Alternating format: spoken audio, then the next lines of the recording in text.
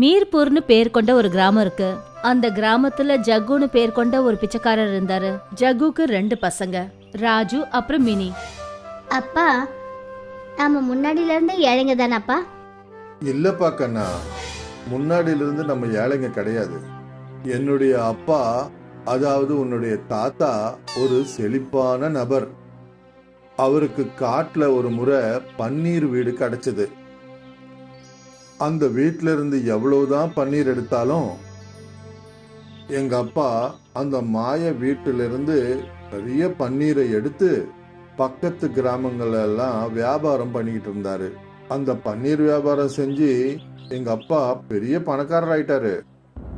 ஆனா ஒரு நாள் கிராமத்து தலைவர் கபீர் சிங்குக்கு அந்த மாய பன்னீர் வீடை பத்தி தெரிஞ்சு போச்சு. பூபேந்தர், உனக்கு காட்டுல ஒரு மாய பன்னீர் வீடு கிடைச்சதா நான் கேள்விப்பட்டேன். ஆமாங்க தலைவரே, கிடைச்சிருக்கு. அது மூலமா தான் நான் இவ்வளவு பெரிய பணக்காரன் ஆக முடிஞ்சது. அப்புறம் சொத்து விஷயத்துல நான் உன்னை விட கொஞ்ச நாள்ல முன்னேறி போயிடுவேன். இந்த டிஸ்ட்ரிக்ட்ல இருக்கிற எல்லா டைரியிலையும் நான் தான் பன்னீர் சப்ளை பண்ணிக்கிட்டு இருக்கேன். இந்த கிராமத்தை சுத்தி இருக்கிற பொருட்கள் எல்லாத்துக்கும் மேலேயும் என்னுடைய உரிமை இருக்கு. நீ எனக்கு தெரிவிக்காம மாய பன்னீர் மூலமா நிறைய சம்பாதிச்சிருக்க. அதனால இதுக்கான தண்டனை உனக்கு நிச்சயமா கிடைக்கும். அந்த தலைவர் அப்பா கிட்ட இருந்து எல்லாத்தையும் புடுங்கிட்டாரு. அப்புறம் அவரை இந்த கிராமத்தை விட்டு வெளியில அமிச்சிட்டாரு. அப்புறம் என்னுடைய அப்பா இந்த கிராமத்தை சுத்தி சுத்தி வந்துட்டு இருந்தாரு. ஆனா அவருக்கு யாருமே வேலை கொடுக்கவே இல்லை. அப்புறம் பிச்சை எடுத்து தன்னுடைய வாழ்க்கையை ஓட்டிட்டு இருந்தாரு. அன்னில இருந்து தான் நாம ஏழைகளா இருக்கோம். ஏன்பா, அந்த பன்னீர் வீடு இன்னமும் அந்த காட்டுக்குள்ள தான் இருக்கா? இல்லப்பா, அந்த பன்னீர் வீட்டை பத்தி இது வரைக்கும் ஒன்னும் தெரியல. தலைவர் அந்த பன்னீர் வீட்டுல இருந்து பன்னீர் எடுக்க போனப்ப அந்த வீடே மறைஞ்சு போச்சு. அப்பத்துல இருந்து அந்த பன்னீர் வீடை பத்தி எதுவுமே தெரியல. ஒவ்வொரு சமயத்துல ஜக்குவோட குடும்ப நிலைமை ரொம்பவே மோசமாயிடும். அப்பா, இன்னைக்கு ராஜுவுக்கு உடம்பு சரியில்லை. நாங்க 2 பேரும் 2 நாளா எதுவுமே சாப்பிடலப்பா. ஏதாவது சாப்பிட்றதுக்கு எடுத்துட்டு வாங்க. சரிடா கண்ணா, நான் யார் வீட்டுக்காவது போய் ஏதாவது கேட்டு வாங்கிட்டு வரேம்மா. அன்னைக்கு கிராமத்துல வீடு வீடா ஜக்கு சுத்திட்டு இருந்தாரு. ஆனா அவருக்கு யாருமே எதுவும் கொடுக்கல.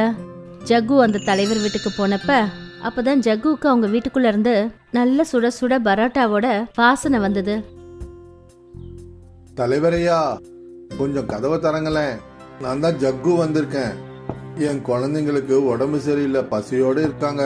அவங்களுக்கு சாப்பிட ஏதாவது கொடுங்கய்யா.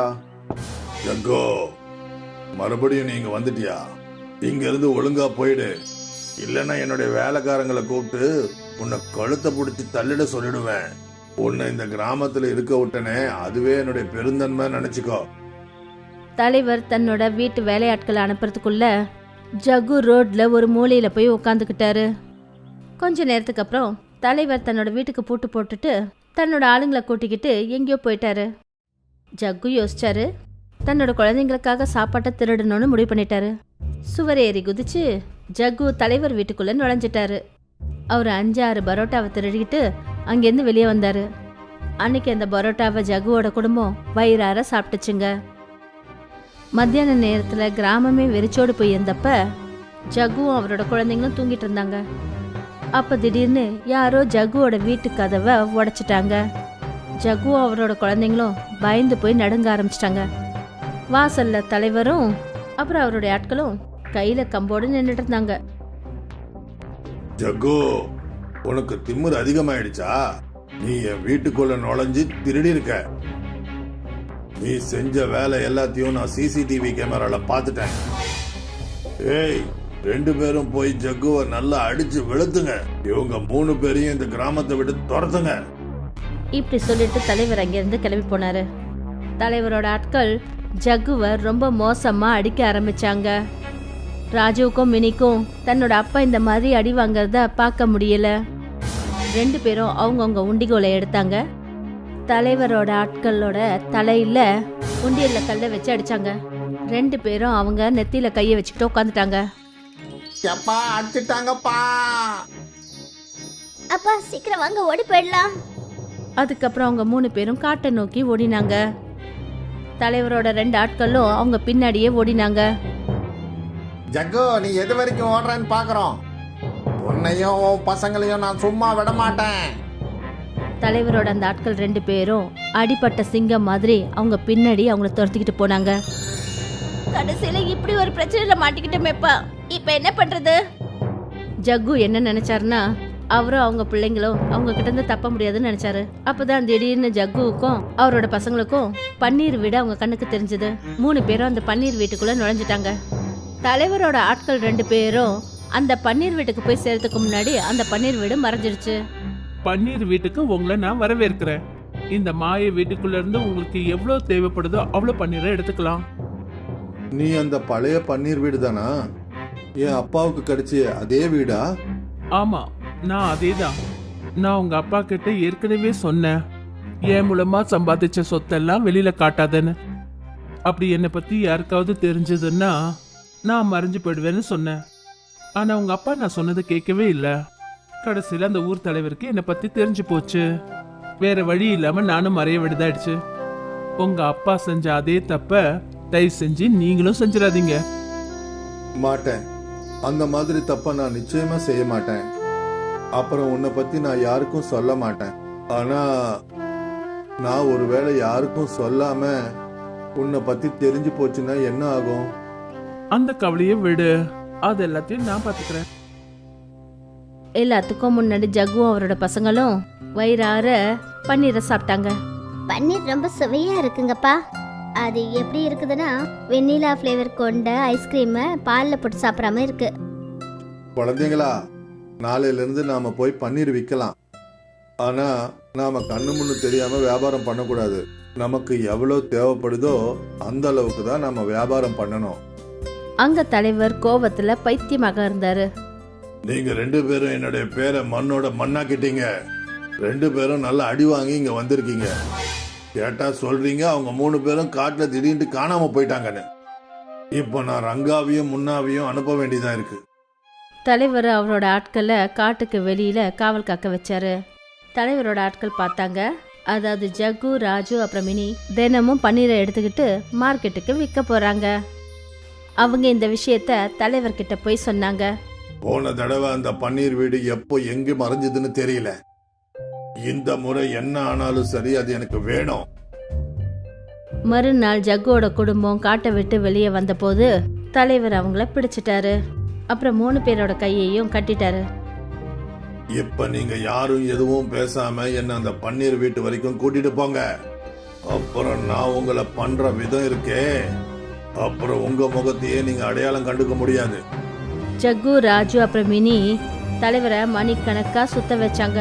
ஆனா அந்த பன்னீர் வீடு இருக்கிற இடத்துக்கு அவங்க போவே இல்லை. ஜக்கு, ரொம்ப நேரம் ஆயிடுச்சு. அநேகமா நீ என்கிட்ட தந்திரங்கள் பண்றன்னு நினைக்கிறேன்.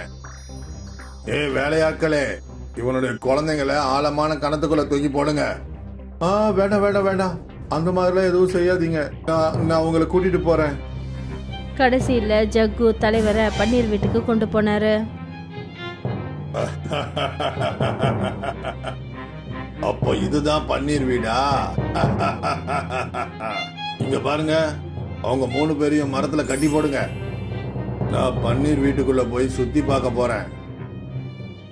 3 பேரும் உள்ள போன உடனே எக்கச்சக்கமான பன்னீர் அவங்க மேல விழுந்துடுச்சு. தலைவரும் அவரோட ஆட்களும் அந்த பன்னீருக்கு அடியில மாட்டிக்கிட்டாங்க. யாராவது என்ன காப்பாத்துங்க, யாராவது என்ன வெளியில எடுங்க. என்னால மூச்சு விட முடியல, என் மூச்சு நின்னுடும் போல இருக்கு. இங்க பாரு தலைவரே, முதல்ல எனக்கு வாக்கு கொடு. இனிமே ஜக்குவோட குடும்பத்தை கஷ்டப்படுத்த மாட்டேன்னு சொல்லு. அப்புறம் நீ என்ன எப்பவும் தேடவே கூடாது. சரி சரி, நான் உங்களுக்கு வாக்கு கொடுக்கறேன். நான் ஜக்குவை மட்டும் இல்ல, கிராமத்து ஜனங்க யாரையுமே கஷ்டப்படுத்த மாட்டேன். என்ன காப்பாத்துங்க. அப்ப தலைவர் மேல விழுந்திருந்த அந்த பன்னீர் காணாம போயிடுச்சு. தலைவரும் அவரோட ஆட்களும் ஜக்கு, மினி, ராஜுவோட கட்டை அழுத்து விட்டாங்க. அதுக்கப்புறம் அவங்க வீட்டை நோக்கி ஓடினாங்க. இர்ஃபானும் மக்பூலும் 2 நண்பர்கள். மக்பூலுக்கு சிக்கன் விற்கிற கடை இருக்கு. ஆனா பாவம் இர்ஃபான் வேலை இல்லாத பட்டதாரி. என்ன நண்பா, இன்னைக்கு உனக்கு வேலை கிடைக்கலையா? நான் என்னத்த சொல்றது, எனக்கு ஒன்றும் புரியல. இவ்வளவு படிச்சு என்ன பிரயோஜனம்? ஒரு வேலை கூட எனக்கு கிடைக்கல. நான் என்ன பண்றதுன்னு எனக்கு புரியல. இப்போ ருக்ஸானாவை பாத்துக்கிற பொறுப்பும் என் தலை மேல விழுந்துருச்சு. நண்பா, நீ இவ்வளவு சீக்கிரமா கல்யாணம் பண்ணிடக்கூடாது. ஆனா என்ன பண்றது, நீ கல்யாணம் பண்ணிட்ட. வேலை செஞ்சுதான் ஆகணும், வேலை தேடிதான் ஆகணும். உனக்கு தான் நல்லா தெரியுமே எந்த மாதிரி சூழ்நிலையில எனக்கு கல்யாணம் ஆச்சுன்னு. நான் மட்டும் அப்ப கல்யாணம் பண்ணலன்னா ருக்ஸானாவுக்கு அவங்க அப்பா வேற இடத்துல கல்யாணம் பண்ணிருப்பாரு. ஆனா கல்யாணத்துக்கு அப்புறமா எனக்கு இவ்வளோ பொறுப்புகள் வந்துருச்சே, எனக்கு ஒண்ணுமே புரியல என்ன பண்றதுன்னு. அட இர்ஃபான், உனக்கு ஷவர்மா பண்றது தெரியும்ல. ஆ, நீ ஏன் ஷவர்மா கடை வைக்க கூடாது? கடை வைக்கணும்னா அதுக்கு பணம் தேவைப்படுவேன்ப்பா. அதுக்கு நான் எங்க போவேன்? நான் இருக்கேன்ல, நான் உனக்கு கடன் தரேன். உன் பிசினஸ் நடக்க நடக்க எனக்கு கொடுத்துரு. அதுவும் சரிதான். இர்ஃபான் சந்தோஷத்தோட வீட்டுக்கு போனான். அப்புறம் ருக்ஸானா கிட்ட எல்லா விஷயத்தையும் சொன்னான். அல்லாவுக்கு நன்றி, உங்களுக்கு ஏதோ ஒரு வழி கிடைச்சதே. நான் சீக்கிரமாவே ஷவர்மா கடை ஆரம்பிக்க போறேன். நமக்கு நல்ல வருமானம் வரும்னு நம்பிக்கை இருக்கு. நம்மளோட நிலைமையும் சரியாயிடும். நிச்சயமாங்க, நான் அல்லா கிட்ட வேண்டிக்கிறேன். மக்பூல் கிட்ட பணத்தை கடன் வாங்கி இர்ஃபான் ஷவர்மா பண்ற மிஷினை வாங்கினான். அவன் மக்பூல் கிட்டேயே சிக்கன் வாங்க போனான். அப்புறம் அவனோட ஷவர்மா கடை ஆரம்பிச்சாச்சு. அண்ணே, ஒரு ஷவர்மா கொடுங்க. வாங்கிக்கங்க. மெல்ல மெல்ல இர்ஃபானோட ஷவர்மா கடைக்கு கஸ்டமர்ஸோட கூட்டம் இருக்க ஆரம்பிச்சது. ருசி நல்லா இருக்குண்ணே. இருக்காதா என்ன? எல்லா மசாலாவும் வீட்டிலேயே தயாரிக்கிறேன். வாவ், அற்புதம். சாப்பிட ரொம்ப டேஸ்டா இருக்கு. இர்ஃபானுக்கு ரொம்ப சந்தோஷம். அதாவது அவனோட ஷவர்மா ஜனங்களுக்கு ரொம்ப பிடிச்சு போச்சுன்னு. அவனோட கஸ்டமர்ஸ் ரொம்ப ஆர்வத்தோட ஷவர்மா சாப்பிட்றதுக்கு அங்கே வருவாங்க. ஒரு நாள் வீட்டில் உட்காந்து அந்த வார வருமானத்தை அவன் எண்ணிக்கிட்டு இருந்தான். 4000 ரூபாய் லாபம் கிடைச்சிருக்கு.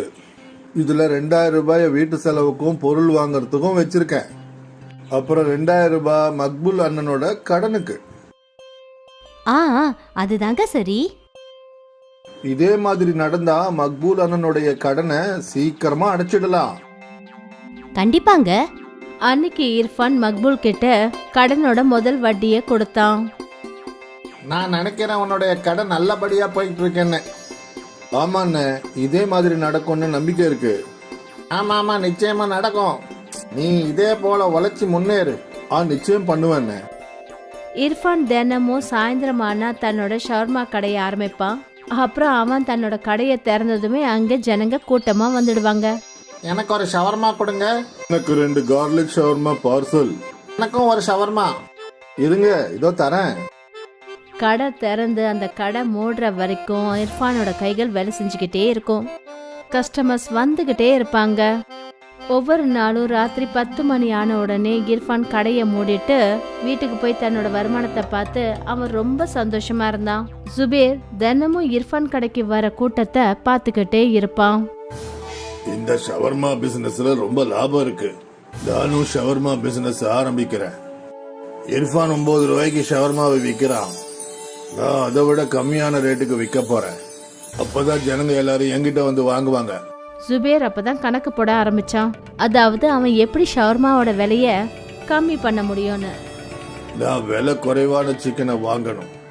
அப்புறம் விலை குறைவான சிக்கனை தேடி ஜுபேர் நிறைய சிக்கன் கடைகளுக்கு போனான். எல்லா இடத்துலயும் அவனுக்கு அதே விலையில தான் கிடைச்சது. கடைசியில அவன் அக்ரமோட கடைக்கு போனான். அக்ரம் 1ஆம் நபர் மோசடிக்காரன்.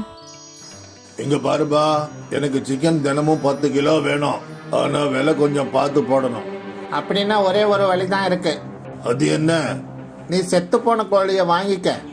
செத்து போன கோழிய கிலோ 50 ரூபாய்க்கு கொடுப்பேன். ஆனா செத்து போன கோழியால எந்த பிரச்சனையும் வராத. அட இல்ல, நம்ம கிட்ட செத்து போன கோழிங்க தான் வியாபாரம் நிறைய ஆகும். இத பத்தி யாருக்கும் எதுவும் தெரியாது. எந்த கோழிய சாப்பிட்டாலும் சாப்பிட்றவனுக்கு செத்ததை சாப்பிட்டானா இல்ல வெட்டினதை சாப்பிட்டானான்னு அவனுக்கு தெரியுமா? ஆனா இதனால உடம்புக்கு எந்த பிரச்சனையும் வந்துடாதுல்ல. அட என்னப்பா, எதுவும் ஆகாது. அதாவது ஒரு இடத்துல இருந்து இன்னொரு இடத்துக்கு கோழிங்களை கொண்டு போகும்போது போற வழியில சில கோழிங்க மூச்சடைச்சு செத்து போயிடுதுங்க. இதை சாப்பிட்றதுனால எந்த ஒரு பிரச்சனையும் வராது. அப்ப சரி, நாம ஒப்பந்தத்தை போட்டுக்கலாம். நீ 10 கிலோ சிக்கன் 50 ரூபா மேனிக்கு கொடுத்துரு தினமும். பக்கா. சுபேர் ஷவர்மா பண்ற மிஷினை வாங்கிட்டான். அதுக்கப்புறம் இர்ஃபானோட ஷவர்மா கடைக்கு பக்கத்திலேயே அவன் தன்னோட கடையை திறந்தான். ஜுபேர் ஒரு பெரிய பலகையில விலையை எழுதிட்டான். ஜுபேர் 50 ரூபாய்க்கு ஷவர்மா விற்க ஆரம்பிச்சான். இப்ப ஜனங்க அங்க போன உடனே அதுல கொஞ்சம் பேர் ஜுபேரோட கடையில விலை கம்மியா இருக்கிறத பார்த்துட்டு அந்த கடைக்கு போயிட்டாங்க. ஆனா இப்பவும் சில கஸ்டமர்ஸ் இருந்தாங்க. அவங்க இர்ஃபானோட கடையில மட்டும்தான் ஷவர்மா சாப்பிட வருவாங்க. அண்ணே, உங்க ஷவர்மால கிடைக்கிற டேஸ்ட் அங்க கிடைக்கிறது இல்ல. ஏதோ பிரச்சனை இருக்கு. அவருக்கு ஒரு ஷவர்மா 50 ரூபாய்க்குள்ள அடங்கிடுது, அதனால அவர் விற்கிறாரு. அதுவும் சரிதான். ஆனா யாரு தினமும் அதை சாப்பிட்றாங்களோ அவங்க உங்ககிட்ட தான்பா வந்து வாங்குவாங்க. நீ கவலையை விடுப்பா. ஆமா, எனக்கு அல்லாஹ் மேல ரொம்ப நம்பிக்கை இருக்கு. அன்னைக்கு இர்ஃபான் மக்பூல் பாயை பார்த்தான்.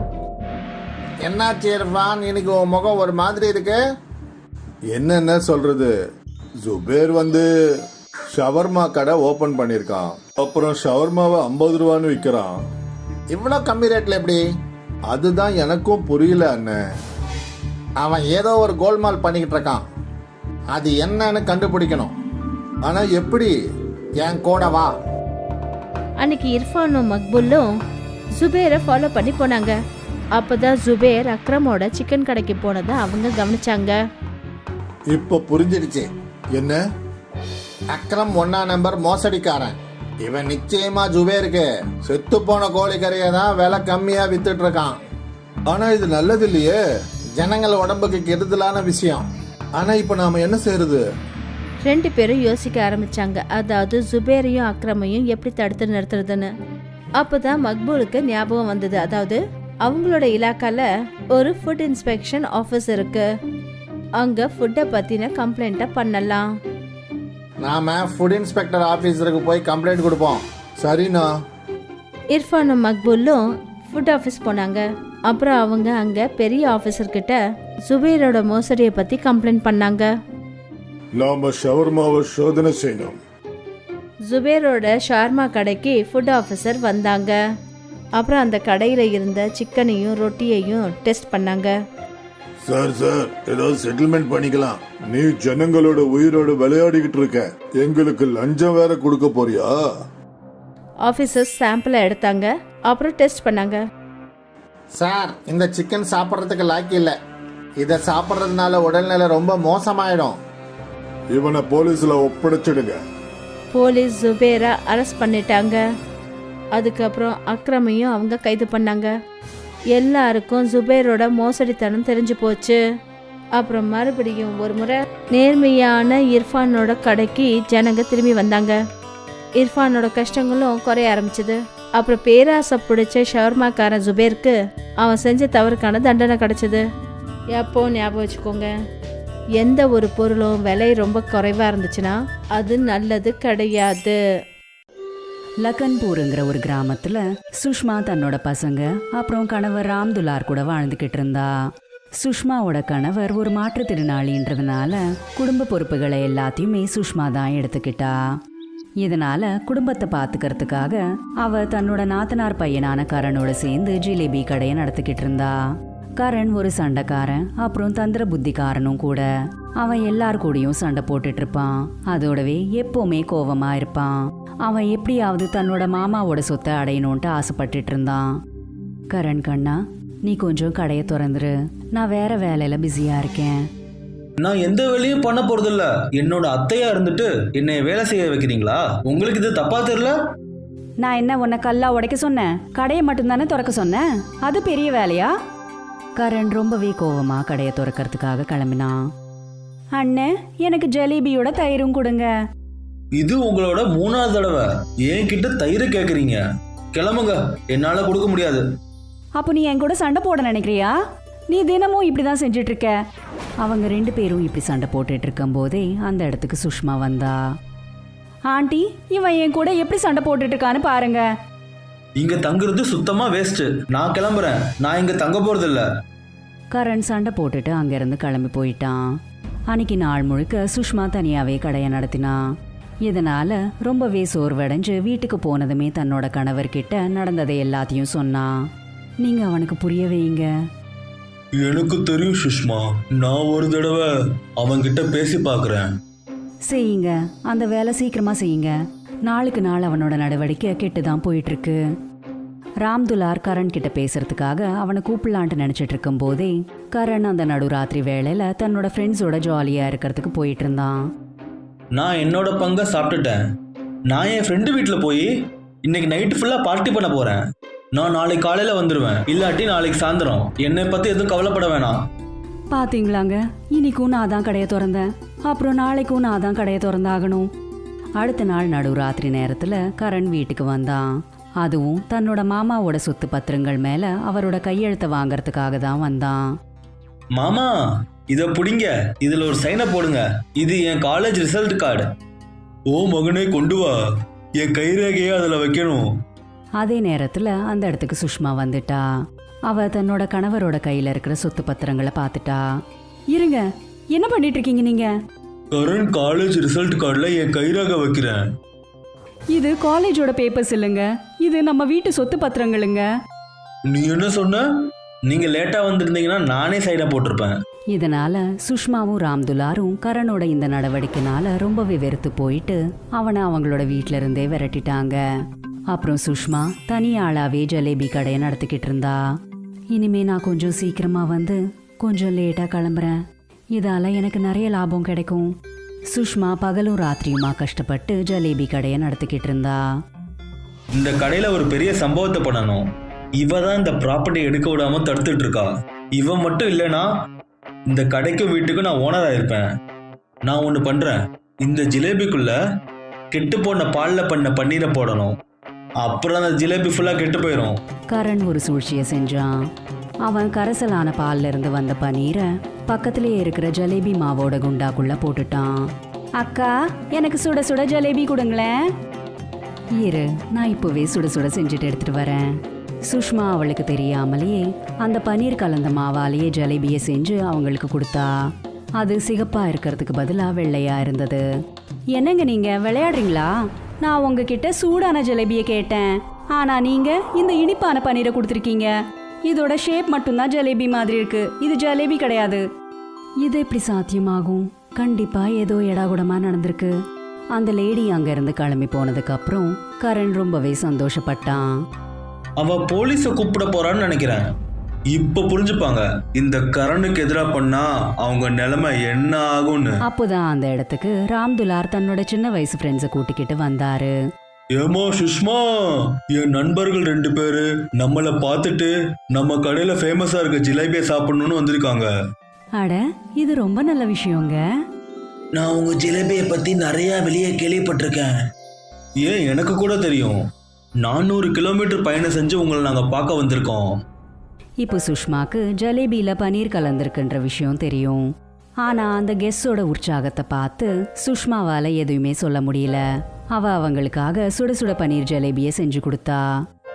உங்க கடையில இருக்க இந்த ஜிலேபி ஒரு மாதிரி இருக்க. சுஷ்மா எதுவும் புதுசா ட்ரை பண்ணிருக்கான்னு நினைக்கிறேன். அது வெள்ளை கலரா இருக்கு, ஆனா அது சுவையா இருக்கும். அவங்க அந்த ஜலேபியை சாப்பிட்றதுக்கு முன்னாடி அந்த இடத்துக்கு கரண் வந்துட்டான். சாப்பிடுங்க சாப்பிடுங்க. இந்த ஜிலேபியை சாப்பிட்டு பல கஸ்டமர் ஓடி போயிருக்காங்க. இப்ப நீங்க கூட ஓடி போக போறீங்க. அவன் என் மருமக, அவன் எப்பயுமே இப்படிதான் பேசிட்டு இருப்பான். நீங்க சும்மா ஜிலேபியை சாப்பிடுங்க. அப்புறம் ராம்துலாரோட சின்ன வயசு ஃப்ரெண்ட்ஸு அந்த ஜலேபியை சாப்பிட்டதுமே அந்த பன்னீர் கலந்த ஜலேபியை சாப்பிட்டு அவங்க அப்படியே உறைஞ்சு போயிட்டாங்க.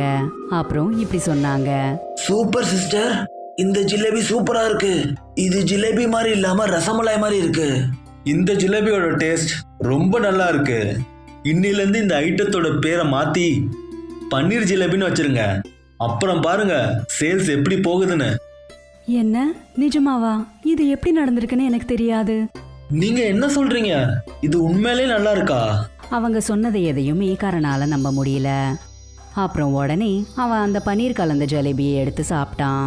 அந்த பன்னீர் ஜலேபி அவனுக்கு ரொம்பவே பிடிச்சு போச்சு. ஐயோ, இது உண்மையிலே நல்லா இருக்கே. ஆனா அவங்கள எதுக்கு பாராட்டுறீங்க? இந்த பன்னீர் ஜிலேபியை நான் தான் பண்ணேன். இதுல பன்னீரை கலந்து நான் பன்னீர் ஜிலேபி ரெடி பண்ணேன். எப்படி சூப்பரா பண்ணிருக்கேன் பாத்தீங்களா? சுஷ்மாக்கு எல்லா விஷயமும் புரிய வந்தது. அவ இப்படி சொன்னா, எங்க ஜலேபி கடை ஒரேடியா க்ளோஸ் ஆயிரணும்ட்டு நீ நினைச்சல, அப்புறம் நாங்க ரோட்ல வந்துடணும்ட்டு நினைச்சல. சுஷ்மா, நம்ம விருந்தாளிகளுக்கு முன்னாடி நம்ம இதெல்லாம் பேசக்கூடாது. அந்த 2 ஃப்ரெண்ட்ஸும் அங்கேருந்து கிளம்பினதுமே கரண் தன்னோட மாமா ராம்துலார் கிட்ட இப்படி சொன்னான். மாமா, சொத்துல கொஞ்சம் கூட என் பேர்ல எழுதி வைக்கலையே. என் ஆசை என்னன்னா இந்த கடையை என் பேர்ல மாத்தி எழுதிருங்க. அதுக்கப்புறம் பன்னீர் ஜிலேபியை ஃபுல்லா போட ஆரம்பிச்சிடுறேன். உனக்கு இந்த கடையை கொடுக்கறதுக்கு எங்களுக்கு எந்த ஆட்சேபனையும் இல்லை. ஆனா இந்த கடையை உன்னால சரியா நடத்த முடியுமா? நீங்க அதை பத்தி ஒண்ணு கவலைப்பட வேணாம். ஒருவேளை இந்த கடை சரியா போகலன்னு நீங்க நினைச்சீங்கன்னா இந்த கடையை நீங்களே திரும்ப எடுத்துக்கோங்க. சரி மருமகனே, நாங்க அப்படியே பண்ணிடுறோம். கரண் பகலும் ராத்திரியுமா கஷ்டப்பட்டு தன்னோட பன்னீர் ஜலேபி கடையில வேலை செஞ்சுக்கிட்டு இருந்தான். ஆனா எந்த ஃப்ரெண்ட்ஸு கூட கரண் பொறுக்கித்தனமா சுத்திக்கிட்டு இருந்தானோ அந்த ஃப்ரெண்ட்ஸுக்கு கரண் இப்படி முன்னேறிட்டு இருக்கிறது சுத்தமாவே பிடிக்கல. அந்த க்ளோஸ் ஃப்ரெண்ட்ஸ்ல ஒருத்தன் கரண் கிட்ட இப்படி சொன்னான். வா கரண், நம்ம போகலாம். நான் உன் கூட வர மாட்டேன். என் கடையை நான் பார்த்துக்கணும். மாமா அத்தை என்னைய நம்பி இந்த கடையை ஒப்படைச்சிருக்காங்க. கரண் அவங்க சொன்னதை எதையுமே கேட்டுக்காததுனால அவனோட ஃப்ரெண்ட்ஸுக்கு அவன் மேல கோபம் வந்துருச்சு. அப்புறம் அவங்க 2 பேரும் பழி வாங்கணும்ட்டு நினைச்சாங்க. அவங்கள ஒருத்தன் ஒரு மந்திரவாதி கிட்ட போய் அவரை கரணோட கடையில சூனியத்தை செய்ய சொன்னான்.